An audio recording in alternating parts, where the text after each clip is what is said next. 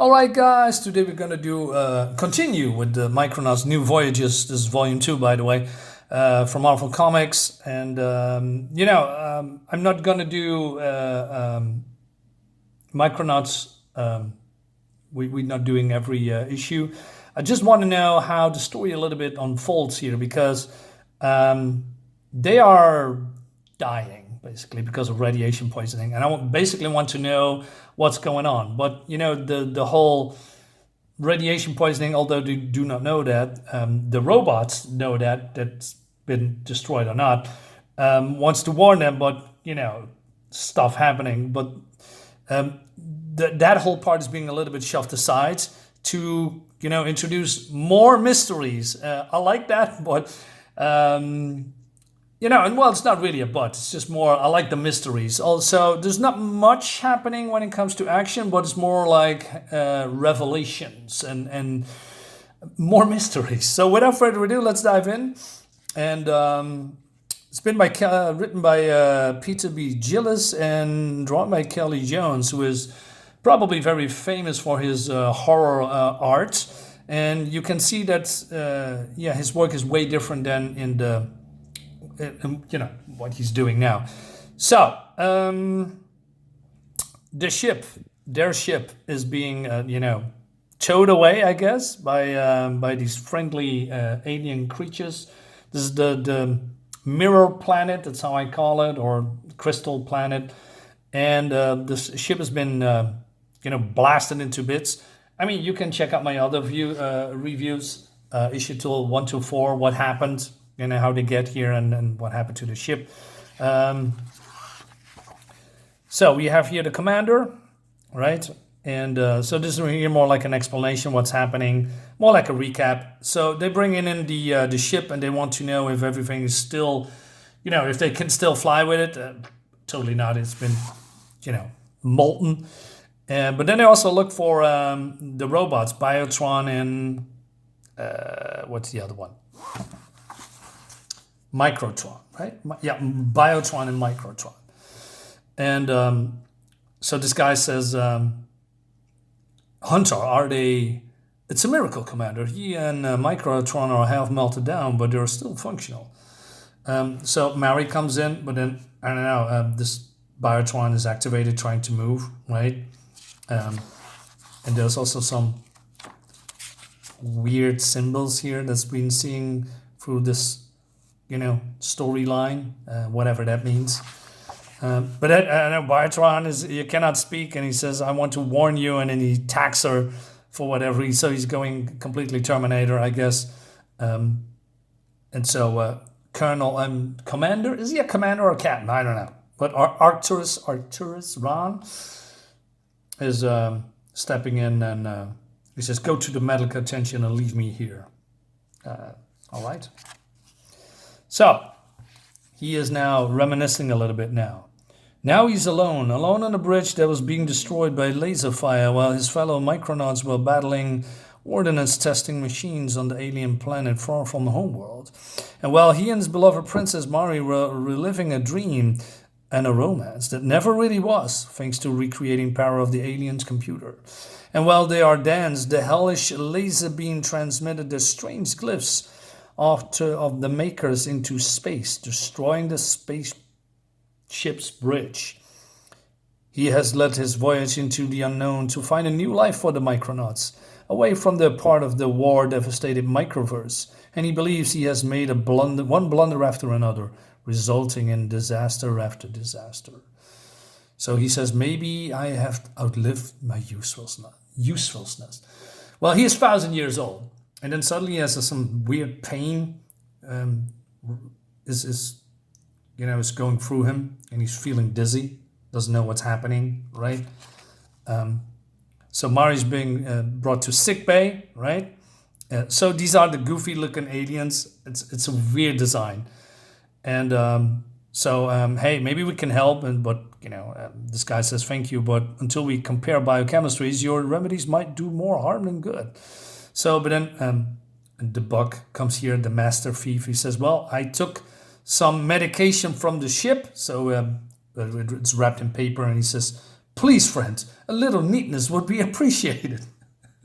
What's this? By the makers. This depiction. Please tell us, what does this mean to you? Please, is this some fantasy of your species artist? So, but he says, not at all. It's merely a picture of our native planet. It cannot be. This is inconceivable. Friends, would you please come to us with the capital planet of our confluence? So they all think about it, right? And but the ship is being trashed, so they say, yeah, probably that's a good idea. They want to, leave them stranded here in this weird planet that they are now, right? And then this alien creature talks about the spiral path, whatever that is. Not too long after, the Confluence light freighter raises the Endeavour 2 into its hold. And aboard the bridge, the Micronauts watch the departure, all but Arcturus Ron, who Mary speaks to through her whisk communicator. So he's here on the bridge of the destroyed, of his own ship, right? Well, he's in this ship. And I don't know, he feels the need to sit there. He says, it's not debatable. Well, if it's not, then try self-destructive, morbid, and childish. What are you trying to prove? Mary, I have a covenant to keep with the past. Breaking contact. So for whatever reason, he finds it necessary to, be in the captain's chair in his own destroyed ship instead of, being with the rest of them on the onside. And he also feels the gravitational force because, well, this ship has the protection, but somehow, although they are inside of the ship, he can still find, feel the force because their own ship is being destroyed, so he cannot, conjure, that's probably the one, activate the shield or something. But if this is the alien ship and they are on board in this ship, and this ship has a force field around it, protect him from outside forces, how can it be that he is feeling it in the inside? I don't know, it doesn't make any sense. Anyway, so he has some kind of a mental tap, puts it on his head. Basically, if you are on the bus or on train, you put in some earbuds and listen to some music. He's doing that with memory banks or something. So he goes a little bit into the past, right? Seeing what's happening. Again, I have to say this guy's 1,000 years old, right? He chooses a random tape almost a century old. A proud heritage day on the homeworld. The king and queen have just placed the offerings before the statue of Dallin and Sepsis, founders of the dynasty. Prince Argon, could you tell the boys and girls why your mommy and daddy are doing this? Well, it's because they were the first king and queen, and they helped make homeworld a good place. But then this is Princess Mary as a young girl, and she says, come on, Argon, it's because they unified the kingdoms of Homeworld and helped Baron Karza bring us progress. Everybody knows that. So, from what I've known, and I don't have read Volume 1, by the way, Baron Karza is the enemy, the villain, but maybe not in this timeline, I guess, right? Well, people still think he was a good guy. And he also talked about Arcturus Ron, right? He went out to explore the whole microverse, and he's so strong and brave that when I grow up and become queen, I want to marry something exactly like him. All right. And he's sweating. Well, Mary will be embarrassed to view his tapes now, or would she? And then he gets some dreams or visions from his mother and father, right? And talking about how he's a legend. He says, you have to return to save your homeworld, as our heroes must. Now you must stand up here with us. Come on, son. Legends knows when their time is over. No, I'm alive, he says. But then he's getting interrupted by Acroyear, who is taking off his armor, right? And basically he knows that he's a little bit depressed. Look at her, Acroyear. A testimony to the command skills of Arcturus Ron Micronaut. What a mess. But I have stayed a legend. You've been thinking you're a man out of your time. But when men go looking for a future, they are always out of their time. Wow, wise words, probably. You were right on both the war with Karza and the Enigma Force to buoy you up. And it seems we are beyond the reach of both now. Wait a minute, the Enigma Force. The Enigma Force, as far as I know, is the force, some kind of a cosmic force that I know can possess people and become Captain Universe. right, to do some good until that particular part is over. Then he leaves the body and searching to, another body. I mean, Spider-Man, I believe one or two times has been Cat Universe. Is that the same Enigma Force? It must be. I mean, there's only one Enigma Force as far as I know. Anyway, so they talk a little bit here, right? And Acria is giving him a pep talk, right? So he says, hey, let me show you so that you can cheer up a little. And then we see some fantastic looking architecture. When I think of alien architecture, something like this is what I think of, right? They call it Central City, Commander. I was impressed. It put hose walls to shame, and yet the air is sweet and clear. And our sounds are sounds of peace. I'm more than impressed, Acria. There's more to our little friends than we thought. But then they're getting interrupted because Buck is coming and he says, hey, look behind us. So I think, wait, what? So this weird creature says, oh yes, since your departure from the laser planet, you've been on the news constantly, and your body types has become the latest race for imitation. Wait, what?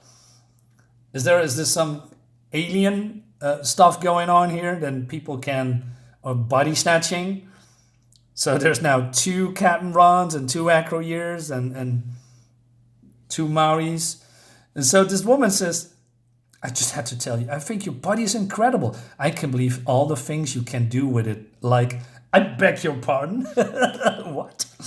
And please, friend, a little decorum. They are aliens as well as guests. Oh, I'm sorry, of course. Please excuse him. The banquet awaits. Him? And she says, do with it. Talking about, what are you talking about? I know what you're talking about, but I cannot say it out loud because of YouTube algorithms. So they are here at the banquet. Is that how I say it, right? And so they have some talking, that can safely process the food. But while Buck is speaking, he just looks to Mary because it seems that in Volume 1, he has a fling with her. And now he's feeling depressed because the commander is in love with too. So then the commander says, I wonder, alien or not, there's peace and friendship here.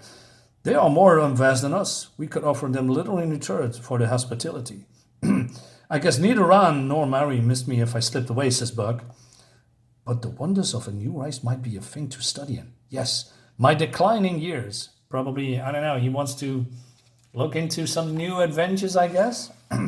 Anyway, so this guy that looks like him says, hey, we conjured some food. Do you want to try? He says, no. And so, what's his name? I always forget. Let's go back. Hunter, yes. Hunter says, friends, I must say all this talk about spiral path puzzles even me. Even translate, I don't know what it refers to in our language. Could you explain? So he says, hey, it's dark now. Let's go outside and I'll show you. Then we have this. Behold the spiral. It's beautiful, but it's more than that. A formation that dwarfs the galaxy as Earth's cosmos, yet shaped like a giant DNA spiral. By the Enigma Force. What does this mean? Yeah, that's a good question. So the creature explains. A lot of words, by the way. What you see is the handiwork of the makers. They did not create this universe, but they did make the life here. Seeded the unnumbered worlds and more. They have taken the fabric of the cosmos and woven it anew to change its form from that of the randomness of structured and renewing life, infinite life. And you have lived within that ultimate construct, the spiral path. Your microverse is a part of it.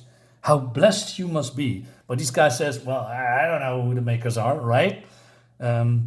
Anyway, he said, it's strange. We have seen your technology, and it's quite respectable, and yet you do not know the makers? So then he explains, I hope you are not offended, but you have never investigated the origin of the strange configuration of your homeworld? It is spheres linked by long cylinders. Surely must have deduced that these were artificial in nature and not some naturally arising structure.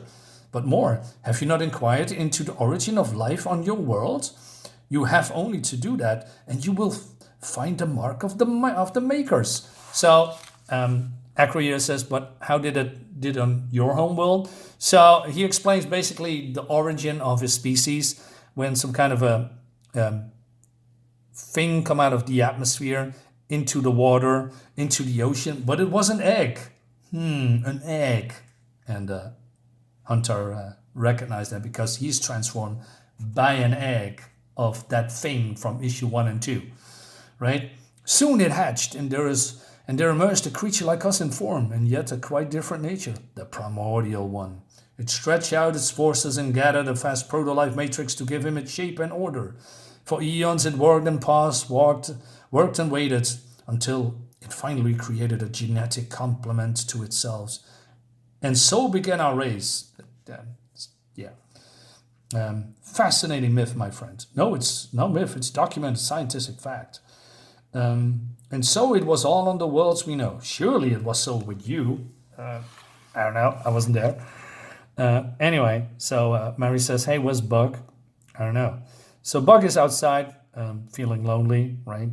And but everybody is homeless except for Bug. He has actually a homeworld to come back to, and he misses his home, right? I don't really care about the makers and spiral paths and laser planets. Just give me a place to sleep and a way for me to get into trouble and someone to love. Yeah, that's really it, isn't it? You caught Mary, Princess Mary, on the rebound. But was there ever any way you could honestly compete with Arcturus Ron for our attentions? Nah, he is the finest man you ever know, and Acroyear is probably second. But can I actually leave? Run out of my friends? Besides, when's the next shuttle ship out? And then there's a woman here, and she said, I'm sorry, I'm terribly sorry that I disturb you. And it's, oh no, it's one of these creatures, which we don't know if it's a man or a woman. And he says, I understand, I really do. Living in a spiral path, you must be anxious to leave this dreary place and return to glory. Nothing like that. I'm just far from home, alone. By the way, nice body you got there. Make it yourself. And she says, I hope you approve, because it was, a combination of his and Mary's, right? He says, will you then be leaving very soon? So, and then she says, please take me with you when you go. Let me tread the spiral path with you. And so he's hesitating, and he says, well, it's probably not a good idea. And I don't have a ship. She says, I have a ship, very advanced.